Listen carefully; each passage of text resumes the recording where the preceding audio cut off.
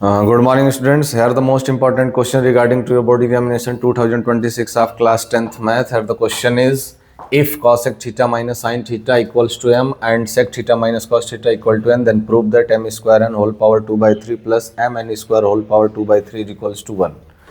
अगर बहुत ध्यान से आप क्वेश्चन को देखो तो आपको बच्चों m दिया जा चुका है, n दिया जा चुका है. इसका मतलब क्या है कि उसी m और n की वैल्यू को आप क्या करो, सिंप्लीफाई करके LHS में प्लेस करो और इसका जो RHS है यानी 1 उसको आप प्रूफ करो, यानी उसको आप सॉल्व करो LHS को, तो आपके पास लास्ट में सिर्फ और सिर्फ 1 ही आना चाहिए. तो then we can say LHS equals to RHS, है ना. तो ऐसे क्वेश्चन में हम लोग करते क्या है, कभी भी आप डायरेक्ट वैल्यू प्लेस करोगे तो आपका सिंप्लीफिकेशन लेंदी हो जाएगा, है ना. कुछ लोग कहेंगे डायरेक्ट सर m और n की वैल्यू जो दी गई वही रख दें. वैल्यू तो रखेंगे, लेकिन कभी भी जब आप ऐसे क्वेश्चन बना करके दिया जाए तो जो वैल्यू आपको गिवन कर दी गई, जैसे m की वैल्यू और n की वैल्यू, तो इसको थोड़ा आप सिंप्लीफाई कर लो, है ना. आपका जो प्रूफिंग होगा, जो कैलकुलेशन होगा, वो बिल्कुल आसान सा हो जाएगा. बहुत ध्यान से अगर आप देखो तो हैंस क्या दिया जा चुका है बच्चों, कॉसेक थीटा माइनस में sine theta equals to m. Cosec को क्या राइट कर सकते हो आप, 1 अपॉन साइन थीटा माइनस में sine theta equals to m. अगर एलसीएम लेने को कह दें तो sine into sine, sine square theta upon में sine equals to m. And we know that 1 minus sine square theta is by identity, ये क्या हो जाएगा, कॉस स्क्वायर थीटा अपॉन में sine theta equals to m. बहुत ध्यान से देखिएगा, सिर्फ और सिर्फ यहाँ पर आपकी जो आइडेंटिटी है sine square theta plus cos square theta is equal to 1, वहाँ से साइन को जब आप ट्रांसफर करोगे तो 1 minus sine square theta becomes cos square theta. अब देखो m की वैल्यू कितनी छोटी सी आ गई, इतना बड़ा एक्सप्रेशन से आप यहाँ आ गए. इसीलिए कभी भी जब आपको किसी वेरिएबल की वैल्यू गिवन कर दें तो आप वहाँ डायरेक्ट वैल्यू ना प्लेस करके पहले आप उसको सिंप्लीफाई किया करिए ना. तो n की तरफ जरा देखें तो ये है आपका क्या, सेक थीटा माइनस का cos theta equals to n.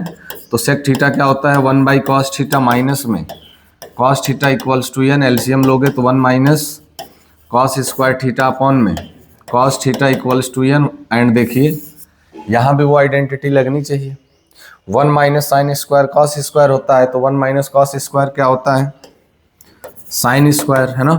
बहुत ध्यान से देखो आप, साइन स्क्वायर थीटा अपॉन में cos theta equals to n. Clear यहाँ तक. अब बहुत ध्यान से देखो आप, हम चलते हैं जो हमें प्रूफ करना है उसके LHS की तरफ, हम चलते हैं अपने LHS की तरफ, है ना. अब थोड़ा आप गौर से देखो तो आपका LHS क्या है बच्चों, LHS अपना LHS है m square n whole power 2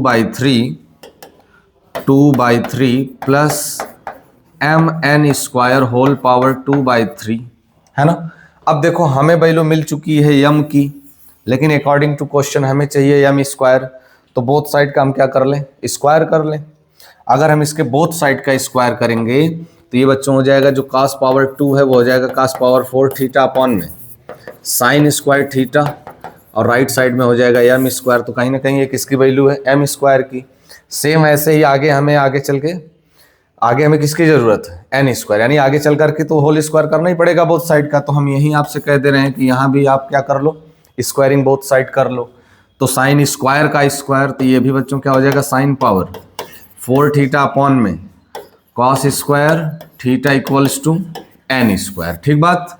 अब देखो आप m स्क्वायर की वैल्यू जरा बोलो आप, m स्क्वायर की वैल्यू क्या है, कॉस पावर 4 थीटा अपॉन में sine square theta, cos power 4 theta upon में साइन स्क्वायर थीटा, तो ये हो गया आपका कॉस पावर 4 थीटा अपॉन में sine square theta into n, only n. आपका n क्या है, साइन स्क्वायर थीटा अपॉन में cos theta whole power 2 by 3 plus, अब इस ब्रैकेट में आ जाते हैं, m, only m. What is your m, cos square theta upon में sine theta into n square.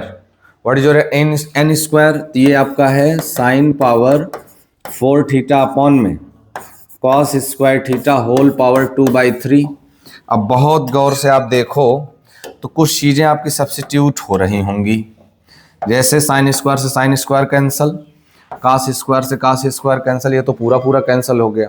यहाँ ऊपर cos पावर 4 है, नीचे एक cos है, तो एक cos आप डिवाइड दोगे तो यहाँ बचेगा सिर्फ cos power 3 theta whole power 2/3 है ना, प्लस यहाँ देखो साइन पावर 4 है, एक नीचे साइन है, तो इसको डिवाइड मारोगे तो जो साइन पावर 4 है वो एक कैंसिल आउट होकर के क्या हो जाएगा, sine power 3 theta whole power 2/3 है ना, 2/3। अगर बहुत ध्यान से आप देखो तो ये पावर का क्या सीन होता है कि अंदर आप मल्टीप्लाई करते हो ना, अंदर क्या करते हो, मल्टीप्लाई करते हो।